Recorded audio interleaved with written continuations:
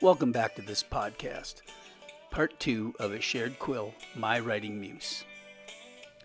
Hello, it's William C. Delaney, and this is my novel experience where history is more than just words on pages and dusty parchment in antique books and libraries. I'm really excited today because I have a very special guest. She's my better half, my most discerning critic, my biggest cheerleader, and my wife, Pat.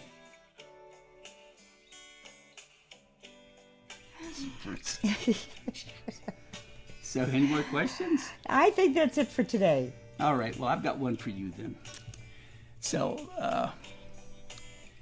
writing is brand new to my life, our life. It wasn't my career. I was in operations and in engineering. And my question to you is, what's it like living with me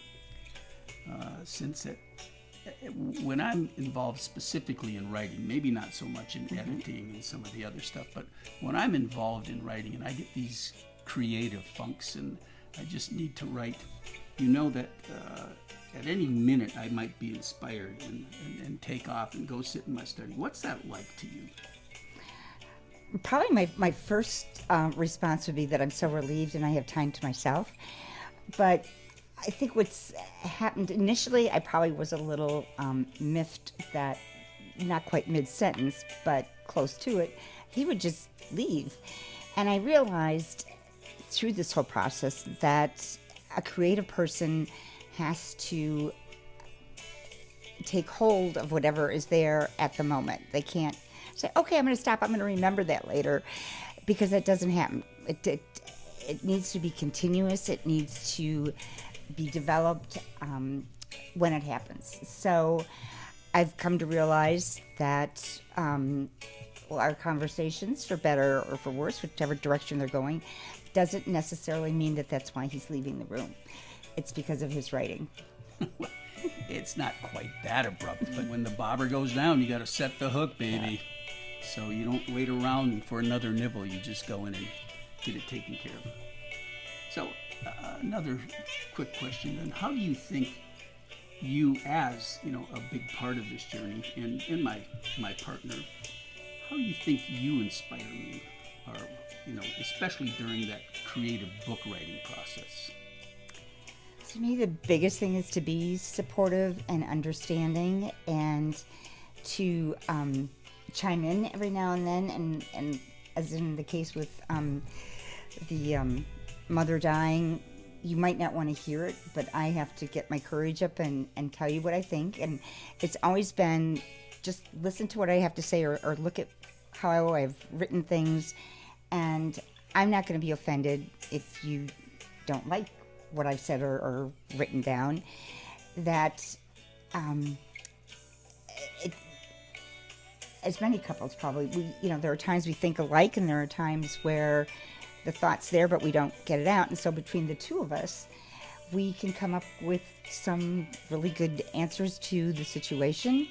And I enjoy being a part of it and using my skills as far as English grammar and punctuation, and coming up with more different vocabulary so that it's not the same words being repeated. And I hope and I think from what you've told me that I do add a lot to the book and give you, again, that encouragement to keep going. When you do have a mind block, let's go do something and come back, and you can lock yourself up in your study again. And that's true. I mean, it's almost unfair being a married author versus an unmarried author, because you have a second mind working with you in the journey.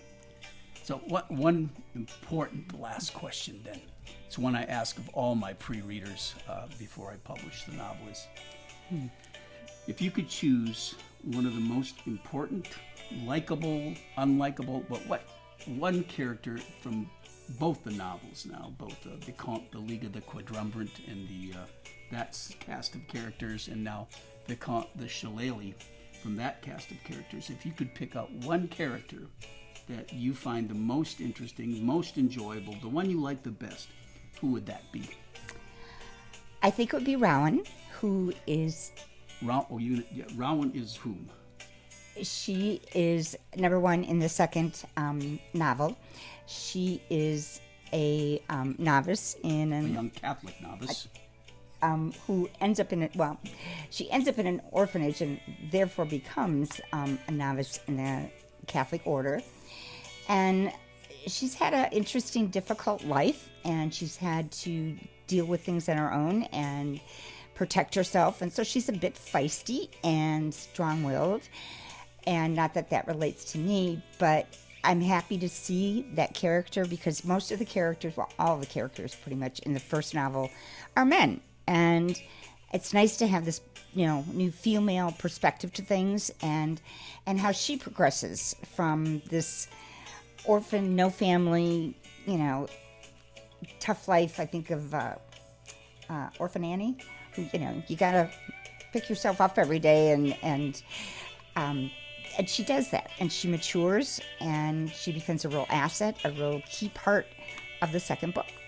Yeah, it was interesting writing the character Rowan, and I think there's many different personalities that went into her. I tried to use the best and the worst of different acquaintances, daughters, mother's wife. I tried to bring a lot of the different combination into the character I wanted her to be, and I think it worked out pretty well. She is an exciting character. There are other ladies in the first novel. The wife that died, for instance. The baby was a daughter. So no, but there was other characters in that book, but this one was. I wanted to do something a little different, because I think this character helps Guillaume grow, the hero. Guillaume, my hero, it helps him grow and mature and change. And so that was fun. I'm really excited about the second book, Vicomte, the Shillelagh. The first book has been great. We've gotten great reviews on it.